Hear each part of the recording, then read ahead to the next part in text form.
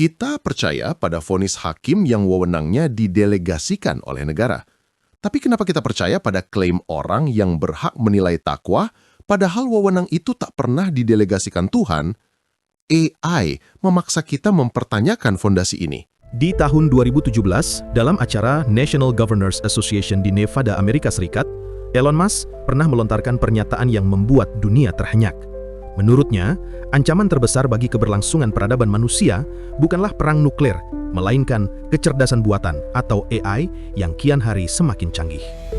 Musk mengingatkan bahwa AI berpotensi jauh lebih berbahaya dibanding senjata pemusnah massal karena kemampuannya berkembang secara eksponensial melampaui kendali manusia. Sejak itu, kekhawatiran tentang AI terus bergema.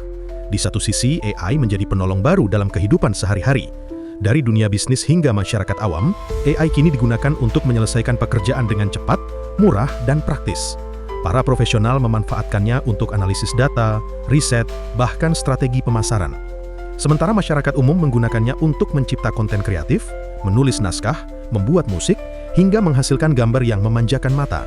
Kehadiran AI menjadikan orang seolah-olah memiliki asisten pribadi yang selalu siap membantu kapan saja, tanpa lelah dan tanpa menuntut upah. Fenomena ini bahkan sudah masuk ke sektor layanan publik dan industri, terlihat dari sejumlah hotel dan rumah makan di Jepang yang telah membekerjakan robot berbasis AI sebagai resepsionis dan pelayan, atau uji coba mobil tanpa pengemudi manusia di jalanan kota besar Cina. Semua ini menunjukkan bagaimana AI telah mengubah cara orang bekerja, berinteraksi, dan memandang efisiensi. Namun, ada sisi yang lebih dalam, lebih sensitif, dan jarang disentuh. Pergeseran otoritas spiritual.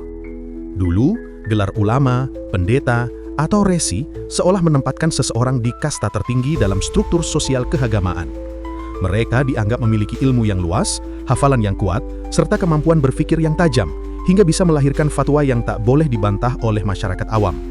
Nama-nama besar seperti Imam Syafi'i, Imam Malik, Imam Ahmad bin Ambal, dan lainnya selama berabad-abad dijadikan dalil utama, menjadi tameng dari kritik pemikiran baru. Dalam ceramah-ceramah, kebenaran seakan otomatis mutlak ketika sudah mengutip perawi hadis ternama seperti Bukhari atau Muslim. Inilah otoritas lama yang fondasinya dibangun di atas kedalaman ilmu dan ketinggian moral. Kini, seluruh fondasi otoritas itu dipertaruhkan oleh mesin. Pengetahuan literasi, AI punya akses tak terbatas pada kitab, tafsir, dan ribuan buku hanya dalam hitungan detik. Hafalan ayat suci, AI bisa menampilkan ayat lengkap dengan terjemahan dan tafsirnya lebih cepat daripada seorang ulama membuka mushaf. Pendapat para ulama masa lalu, tinggal diminta, langsung tersaji dengan rapi dan sistematis. Bagi generasi yang lahir di tengah banjir teknologi, AI sudah dianggap sebagai sumber jawaban yang lebih cepat, lebih lengkap, dan lebih objektif. Hal ini membawa kita pada dua pertanyaan krusial yang dulu menjadi pondasi otoritas, kini dihancurkan oleh logika AI. Pertama, perihal ketakwaan dan legalitas wewenang. Memang otoritas spiritual manusia sering dibela dengan argumen bahwa ia dilandasi oleh takwa, sesuatu yang tak dimiliki mesin. Namun mari kita lihat ironinya. Dulu, orang awam butuh pengacara handal dan berijazah tinggi ketika menghadapi masalah hukum untuk mencari pasal dan ayat dari kitab-kitab undang-undang yang berlaku. Sekarang setiap orang bisa melakukan riset hukum itu dengan bantuan AI. Namun, di mata hukum negara, legal standing tetap diperlukan saat bersidang di muka hakim. Dalam urusan dunia, ada yang disepakati bahwa pertimbangan dan vonis hakim itu sah secara hukum negara dan wajib dihormati. Sebab, hakim adalah wewenang yang didelegasikan oleh negara. Ironisnya, dalam hal ketakwaan, hakim satu-satunya hanyalah Tuhan. Tuhan tidak pernah menerbitkan surat kuasa kepada siapapun untuk mendelegasikan wewenangnya menilai ketakwaan seseorang. Jadi, jika kriteria utama pembeda otoritas manusia dan mesin adalah faktor yang tidak bisa diverifikasi, diukur, dan tak memiliki delegasi wewenang yang sah, lantas mengapa publik harus menempatkannya sebagai dasar tunggal untuk kepatuhan? Hal ini membuat otoritas yang didasarkan pada kriteria personal yang subjektif mulai kehilangan daya tariknya di hadapan sistem yang menawarkan data objektif dan transparan. Kedua, perihal dekolonisasi ijtihad. Otoritas juga ditegakkan melalui proses penalaran yang rumit atau ijtihad. Di era sebelum AI, proses ijtihad ini adalah aset utama yang hanya dimiliki oleh orang-orang yang melabelkan dirinya sebagai ulama.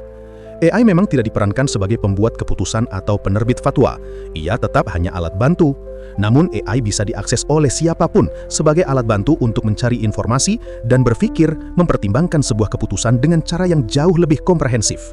AI akan menjawab pertanyaan sederhana dengan menyajikan berbagai kemungkinan dan pola yang pernah terjadi di masa lalu dari berbagai sudut pandang, mirip dengan cara pandang para ulama zaman dulu ketika akan menyimpulkan sesuatu.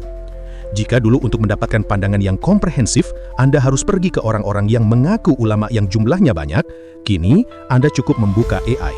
AI telah mendekolonisasi proses ijtihad dan menjadikannya milik publik.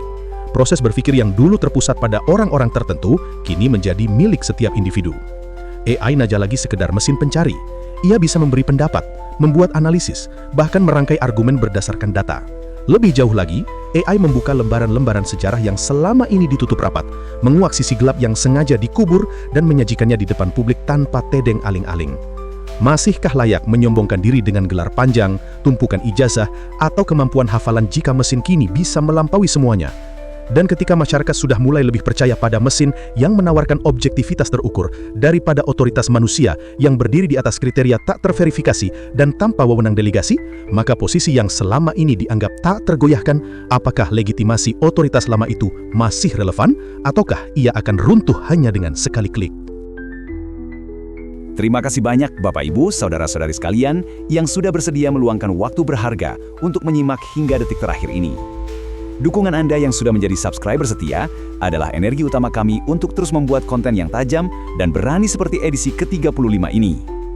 Jika Anda merasa pembahasan tentang otoritas spiritual dan AI ini penting dan menggugah pikiran, mohon berkenan menekan tombol like di bawah agar video ini bisa menjangkau lebih banyak penonton kritis seperti Anda. Dan khusus bagi Anda yang belum subscribe, kami mohon dukungan Anda untuk menjadi bagian dari komunitas ini. Jangan lupa juga tekan tombol lonceng agar Anda selalu menjadi yang pertama mendapatkan notifikasi dari kami. Sebelum beranjak, kami ingin tahu, dari mana Bapak Ibu dan Saudara-saudari sekalian menyimak video ini? Silahkan tinggalkan jejak di kolom komentar dengan menuliskan nama kota atau daerah asal Anda. Kami sangat menghargai setiap insight dan diskusi yang Anda berikan. Terima kasih.